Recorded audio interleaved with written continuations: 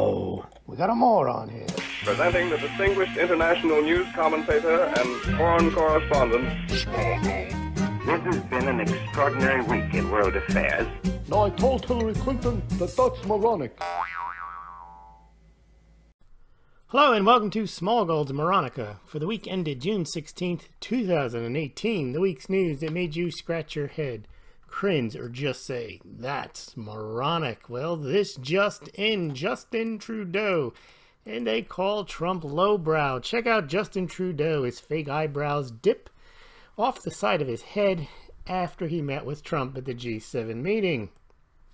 Movie Tough Guy, Robert De Niro in the news with his eloquent denunciation of Trump at the Tony Awards. Bleep Trump, says Robert De Niro. Uh-oh, says free speeches for everyone, semper argentum. We got a moron here. Paul Krugman, speaking of predictions. Well, we weren't speaking of predictions, but let's start about predictions. Back in 1998, Nobel Prize economist gave this searing prediction. By 2005, it would become clear the internet's effect on economy would be no greater than the fax machine. 2016, when Donald Trump was elected, he said, quote, the markets will never recover. 2018, in another op-ed in the New York Times, Paul Krugman talking about Donald Trump meeting in North Korea, or meeting in Singapore with the North Korea leader. He didn't put America first. Russia first would be a better description, said our Nobel Prize winner. What comes next? One thing's for sure, it won't be good. All right.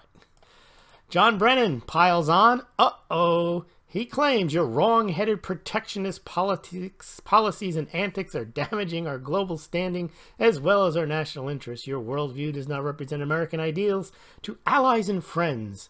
I love when people speak on behalf of the country. Be patient. Mr. Trump is a temporary aberration. The America you once knew will return. Now, not another Preet out of you. Preet Bharara. He likes to say, I like Canada. Very clever. Now, part of Moronica, I believe, is when people make analogies. One thing they teach you in law school is that reasoning by analogy may be effective, but it's also very subject to pick apart because no analogy is perfect, and all you have to do to destroy someone who's making someone's argument who's doing reasoning by analogy is to point out the difference. But for most people, they just take the analogy on face value and people get away with reasoning by analogy. Here's a gentleman named Craig Spencer. Now, there was a migrant ship off the coast of Italy at 600 people on it. And people like to virtue signal that, of course, they need to be welcomed with open arms, always in someone else's house, always perhaps in somebody else's country. But he says years ago, here in New York, some complained about the arrival of so many unskilled poor immigrants. Today, millions of Italians that arrived on our shore have made New York a better place, New York City a better place. Italy, don't forget your past. Give Aquarius a port of safety. Bad, bad analogy. There's not even a point in going through it. We're not talking... The immigrants of Italian Americans into Ellis Island was all legal. There was a place for them to be processed, and they all had to go through immigration. And they wanted the immigrants at the time because we were in the middle of the Industrial Revolution and there was a shortage of labor. There is no such shortage of labor in Italy. Italy says they don't want them. So the analogy fails.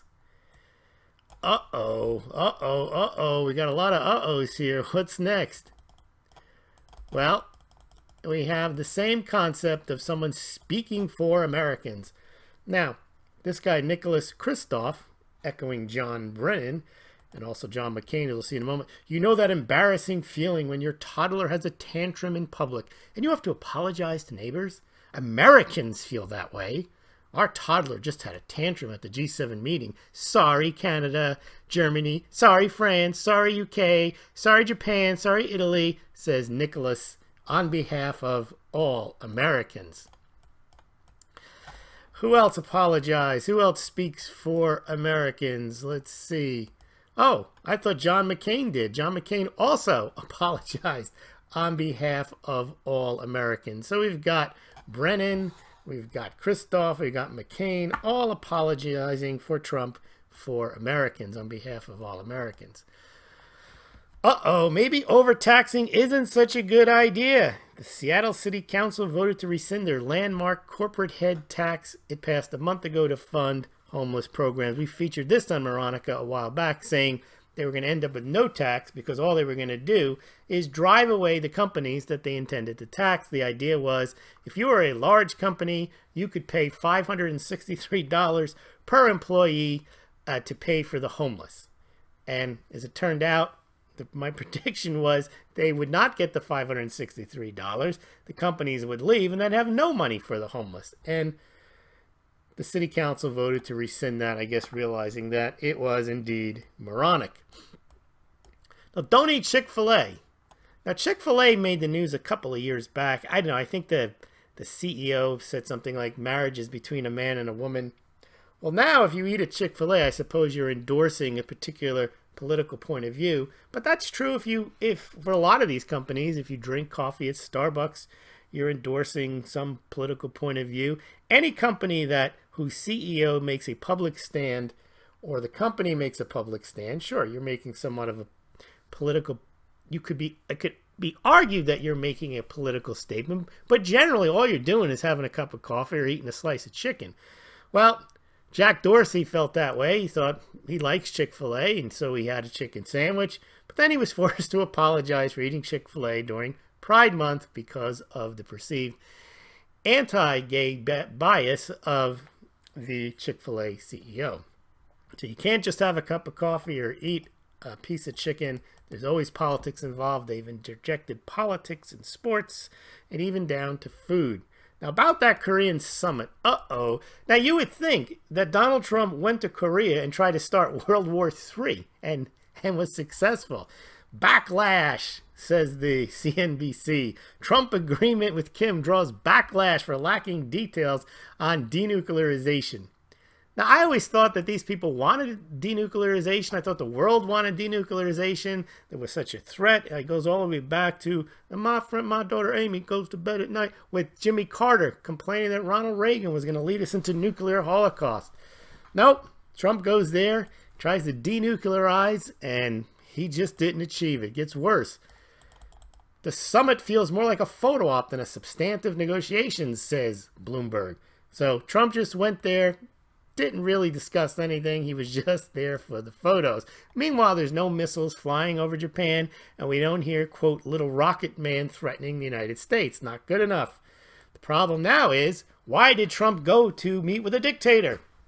South Korea is a murderous regime with a horrible record on human rights, which is absolutely true. However, during the Olympics, you remember, Kim Jong-un's sister turns on the charm, said the New York Times, taking Pence's spotlight, taking glee in the fact that Kim Jong-un's sister was doing so well. No mention of a murderous regime, no mention of poverty-stricken North Koreans. CNN, Kim Jong-un's sister is stealing the show at the Winter Olympics. Now that Trump is there trying to denuclearize the peninsula, he's dealing with a murderous regime and raising the profile of Kim Jong-un. Now, who raised the profile of his sister? Well, if that's not bad enough, Reuters has to join in. Yeah, we got to join in on this one here. Trump's North Korea summit falls short of Nixon goes to China moment. Yes, Nixon went to China just to see if he could talk to a communist dictator, and that was a huge event in the world, and it was highly praised that the United States might be willing to, and China might be willing to open itself up to the West.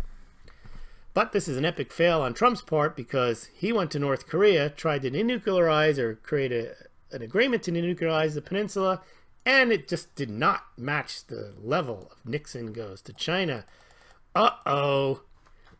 CNBC again. This is a bad week for Trump. From the G7 summit and to the Kim summit, a bad week for American strength. So basically, they're trying to portray Trump going to North Korea was a sign of weakness, and him telling the G7 countries basically they have no choice and that they have to lower their tariffs on American goods. Otherwise, he's going to raise tariffs on their goods. Somehow, that's America being weak.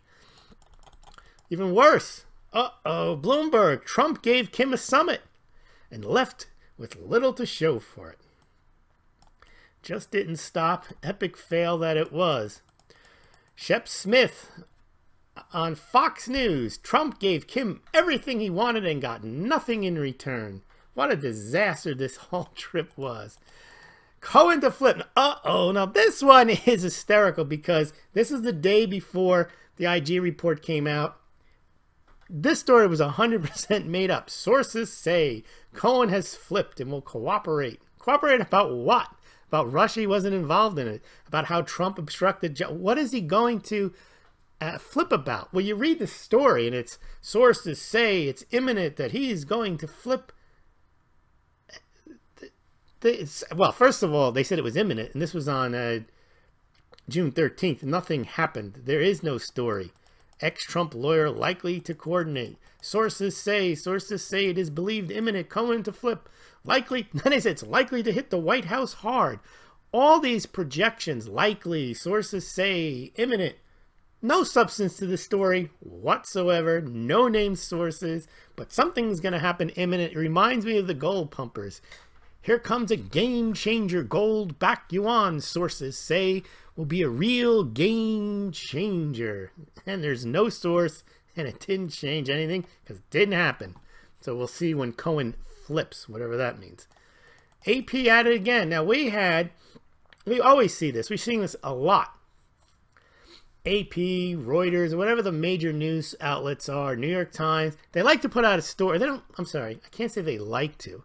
They often put out a fake story with fake details. And I don't mean fake. What I mean is that they mischaracterize what happened, or they underestimate a crowd size, or they show you photos from 5 years ago and they try to give you the impression that it just happened. And we saw that with the Trump crowd size in his rally in Tennessee. Now, they could have said there were 10,000 people at the event when there was 6,000, but instead they said there was 1,000 people at the event. Oh, we're sorry. Yeah, well, we try to get it right, but when we don't, we correct it. Now, you know what happens there. Everybody gets the first impression. No one showed up at the Trump event. Only 1,000 people. And then people have to yell and scream and say, wait a minute, there were a lot more there. They know how to estimate a crowd size. They know how to call the fire marshal. They wanted to say there was 1,000 people there. Then they try to get all the moral plaudits for, well, we corrected ourselves. When we get it wrong, we say so. Well, don't get it wrong in the first place. Same with when they were showing pictures of kids in cages on the border from 2014, leaving the impression that it's happening now, and of course it's Trump's fault. Well, the latest one is Associated Press again here. We deleted a tweet from earlier today that did not meet AP standards. Well, why? And it's not that hard to get some of this stuff correct. It's almost as if you do it intentionally. It imprecisely quoted Donald Trump's remarks on the Justice Department Inspector General's report and failed to put those comments into clear context. And you can see with these retractions or these mea culpas, they get 10 times fewer views than the original story. So they get the benefit of the negative story, and then they get the benefit of seeming like they are special and that they're big about it and that they can apologize, and no one reads the apology. Now Nouriel Roubini, he's very feisty. He's the guy who predicted the financial crisis, but he's also been vehemently against gold. He said it's nonsense that it would ever go to 1,000, maybe, but 1,200, 1,500, that was outrageous. Of course it did, but this guy loves to bash alternative assets. I love this. It's one thing to be an idiotic hodler and keep your shit Bitcoin while it free falls 80% in 6 months. Another is to be self-destructive of your health and sell your kidney. I guess somebody actually said they were going to do it. If Bitcoin falls to 4K, some of these lunatics should be committed to prevent them from physical harm. Well, Nouriel telling us what he really thinks. We can expect no less. Now, Lindsey Graham, often a vocal critic of Trump and defender of the Russian investigation in Mueller. Lindsey Graham was saying a few months ago that we got to protect Mueller. the investigation, Russians interfere in our democracy. He was also saying, this guy's been all over the map. But in the last few years, he's been an anti-Trumper. He's been a defender of what you would call the deep state. And yesterday, he was on TV with CNN with one of those just one-on-one interviews. And the interviewer was figuring, oh, good, now we can say we've got a Republican here. We can say that the IG report is basically exonerates Comey. It doesn't exonerate Comey, but it shows that there was no bias. And we'll just get Lindsey Graham to kind of chime in as a Republican to say, see, nothing to see here. Well, Lindsey Graham apparently flipped. Actually, he did. He basically said, this is what the deep state looks like. And then he said the report convinced him that the report convinced him that the American public are not going to accept this and that there truly is bias at the FBI and that he's going to get to the bottom of it. Now, what's interesting is it's not that he didn't know about all this. The Inspector General's report, most of that information isn't new. A lot of it, if it is new to the public, isn't new to him because he's had access to a lot of these documents, but it seems like he realizes the tide has turned. He just wants to be on the side that's winning. And now all of a sudden he also said, and when the CNBC woman tried to goad him into saying, why are you defending Trump? And he says, if he's getting stuff done, and I don't give a deed if people like that or not. So now he's trying to come across all principled, but it's actually a total 180 on his part. So we'll see where this goes. It's interesting because the IG report goes on for 600 pages about bias and then says there was no bias. And it reminds me of Comey cataloging everything Hillary Clinton did in his July 5th press conference, 2016, and then saying, but no reason to prosecute it, whatever, bring a case. Now, don't look now. There's a masterpiece. Now, look at that. That is Rembrandt's Night Watch, a very famous painting. And you look below, there's the kids, totally oblivious on a school trip, that maybe they should be taking a once-in-a-lifetime view of this masterpiece. I believe that is in... I've seen that painting.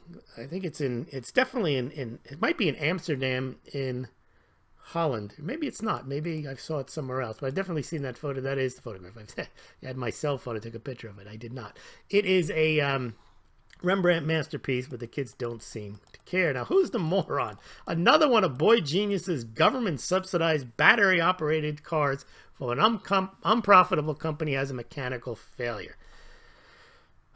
So another Tesla car self-immolated, just went on fire. And we've seen this every week. One of these cars has some issue. And yet, I think the more you have, it's collectively Wall Street bidding this car company the price higher. Now, this isn't investment advice or anything. It's just inconceivable to me how a company that makes no money, the cars have mechanical issues, the CEO refuses to answer questions that he doesn't want to answer to investors, and somehow investors bid this company up. It doesn't make money even with the government subsidies. Well, that does it for Moronic. Later tonight, we're going to go through streaming companies and their impact on the gold and silver prices and the price of gold and silver miners. So please join us for that. Also, please consider donating or becoming a Smaulgld patron and donating a small amount each month. The links are below this BitChute and this YouTube and also on the Smaulgld website. You can also donate via PayPal or Bitcoin or Litecoin. Again, all those links are below this BitChute and YouTube and on the Smaulgld website. I do appreciate all the support. Thank you very much.